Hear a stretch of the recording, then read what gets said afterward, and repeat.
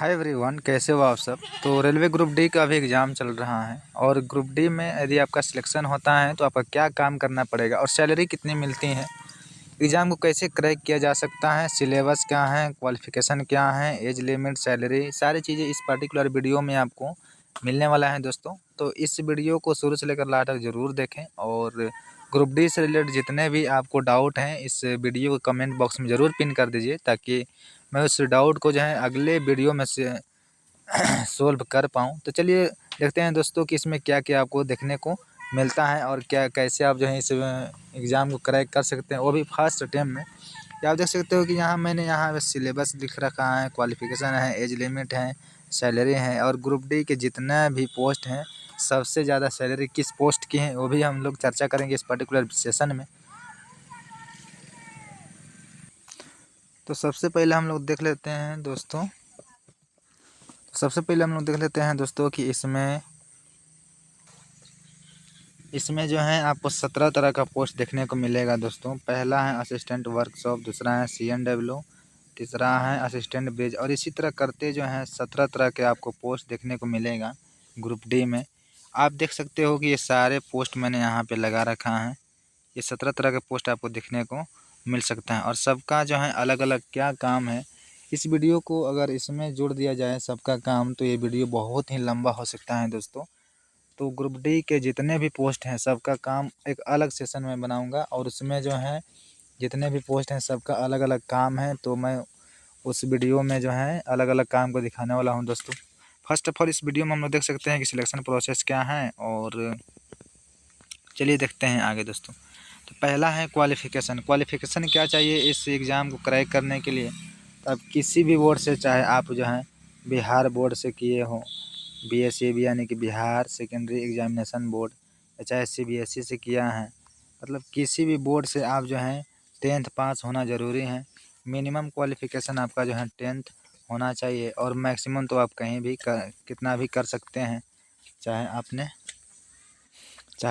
ITI किया है, चाहे आपने डिप्लोमा कर लिया है, चाहे आपने BTech किया है, चाहे आपने BSc, BCom, BA जो भी डिग्री किया है और आपका एज यदि बच रहा है इस फॉर्म को भरने के लिए, तो आप इस फॉर्म को भरने के लिए एलिजिबल हैं। अगला डाउट आता है बहुत सारे दोस्तों का कि यहाँ पे एज लिमिट क्या मांगी जाती है। तो एज लिमिट आपके मिनिमम होने चाहिए आपको 18 साल और मैक्सिमम आपको 36 साल होना चाहिए। और इसमें जो है अलग अलग कैटेगरी का अलग अलग रिलैक्सेशन भी देखने को मिलता है। तो इस तरीके से आप जो है नोटिफिकेशन जब आएगा तो इस तरीके से आप अपना जो उसमें एज क्राइटेरिया भी चेकआउट कर सकते हैं कि किस कैटेगरी का कितना दिया गया है एज रिलैक्सेशन। तो ये रहा दोस्तों आपका एज लिमिट। एज लिमिट में बहुत सारे लोगों का डाउट रहता है यहाँ पे, तो होप आप सभी को क्लियर हो चुका होगा।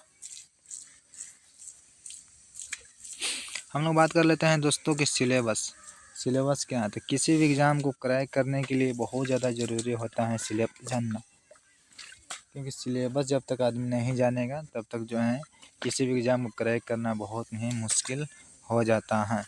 तो ग्रुप डी में यानी कि ये जो रेलवे ग्रुप डी है, इसको क्रैक करने के लिए हमें क्या क्या पढ़ना पड़ेगा। तो सबसे पहले आपको जो है इसमें बहुत अहम रोल करता है दोस्तों मैथ्स आपको 25 क्वेश्चन देखने को मिलेंगे 25 मार्क्स का, और रीजनिंग आपको 30 क्वेश्चन देखने को मिलेगा 30 नंबर का, और साइंस आपको मिलेगा 25 मार्क्स का, और लास्ट में है जीके और करेंट अफेयर्स जो कि 20 नंबर का है। यानी कि टोटल आपको देखा जाए तो यहाँ पर आपका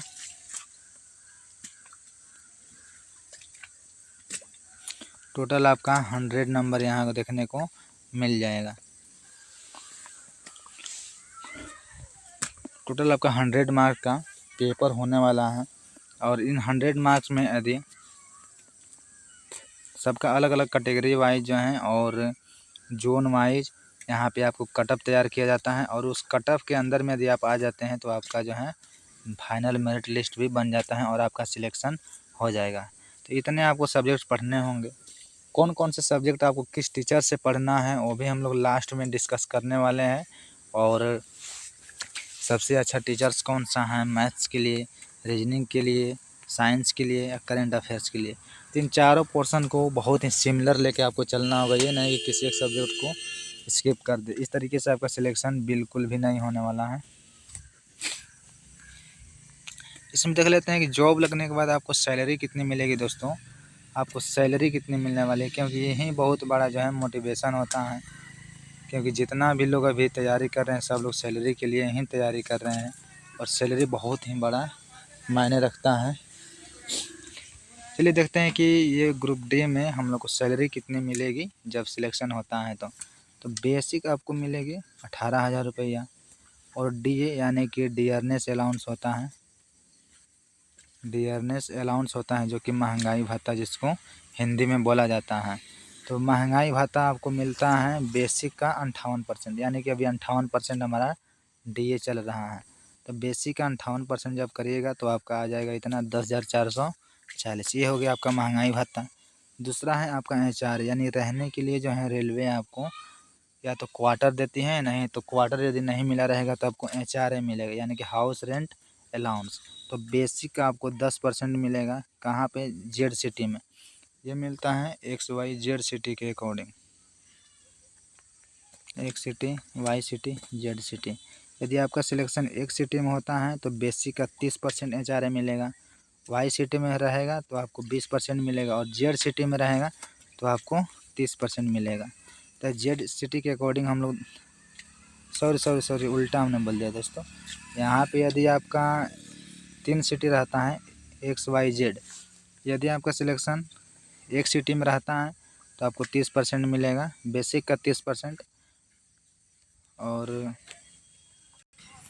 आपका सिलेक्शन यदि वाई सिटी में होता है तो आपको जो है बेसिक का 20% मिलेगा, और आपका यदि सिलेक्शन जेड सिटी में होता है तो आपको एचआरए जो है 10% मिलने वाला है।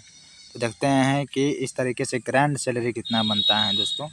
और एक और आपको अलाउंस मिलता है, आपको टीपीटी यानी कि ट्रांसपोर्ट अलाउंस।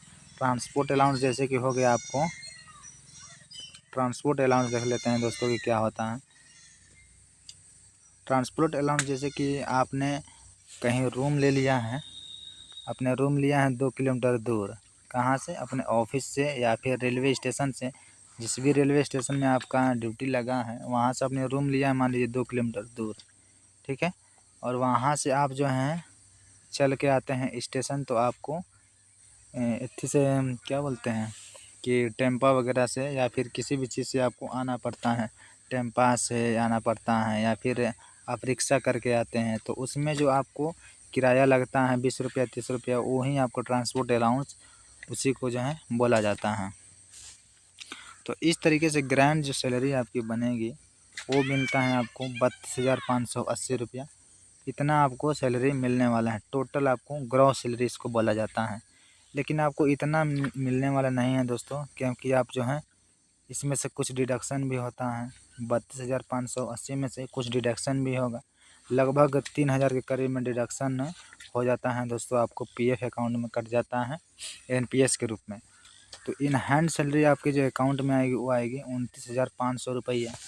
तो पहला जो आपका सैलरी होगा, यानी कि इस बार जो सिलेक्शन होगा आपको, तो 29,500 रुपया अभी मिल रहा है। और 8वां पे कमीशन आने के बाद जो है इसमें कुछ हाइक भी हो सकता है, यानी कि आपका सैलरी बढ़ेगा भी। तो ये रहा आपको ग्रुप डी का सैलरी स्ट्रक्चर। और लास्ट में हम लोग डिस्कस करते हैं कि बेस्ट टीचर्स कौन कौन है इस एग्ज़ाम को क्रैक करने के लिए। तो मैथ्स के लिए आप फॉलो कर सकते हैं दोस्तों गगन प्रताप सर को, जो कि बहुत ही अच्छा एक टीचर माना जाता है। एसएससी सीजीएल के लिए ये तैयारी करवाते हैं बेसिकली। तो अरिथमेटिक हो चाहे एडवांस हो या किसी भी तरीके की एग्ज़ाम हो, उसमें जो है इनका मैथ्स बहुत ही अच्छा पढ़ाने का तरीका है। कंटेंट बहुत तगड़ा रहता है। रीजनिंग के लिए आप पीयूष सर को फॉलो कर सकते हैं, जो कि करियर विलेप में पढ़ाते हैं। करेंट अफेयर्स के लिए आप कुमार गौरव सर को फॉलो कीजिए, और साइंस के लिए नीरज जहांगीर को फॉलो कर सकते हैं। तो इन चारों सब्जेक्ट्स को आप बहुत ही अच्छे सिमिलरिटी के रूप में ले करके इस एग्ज़ाम को पहली बार में ही क्रैक कर सकते हैं। इसमें एक चीज़ और रह गया दोस्तों कि यदि आपका एग्ज़ाम जो है यदि क्रैक हो जाता है तो इसमें फिजिकल एफिशिएंसी क्या होता है दोस्तों। तो फिजिकल के लिए सबसे पहले आपको 35 केजी का 35 केजी का एक वज़न आपको उठाना होगा और उसके लिए आपको 100 मीटर चलना होगा। 100 मीटर जो है चलना होगा, कितना मिनट में? 2 मिनट में चलना होगा। ये बॉय के लिए हो गया। और उसके बाद यदि 35 केजी 2 मिनट में आप चलने में सक्सेसफुल हो जाते हैं, 2 मिनट चलना है 100 मीटर, 100 मीटर इसको आप चलने में सक्षम हो जाते हैं, तो उसके बाद आपको 1000 मीटर का यानी कि 1 किलोमीटर का आपको रनिंग होगा। उसके लिए आपको 4 मिनट 15 सेकेंड का आपको समय मिलता है।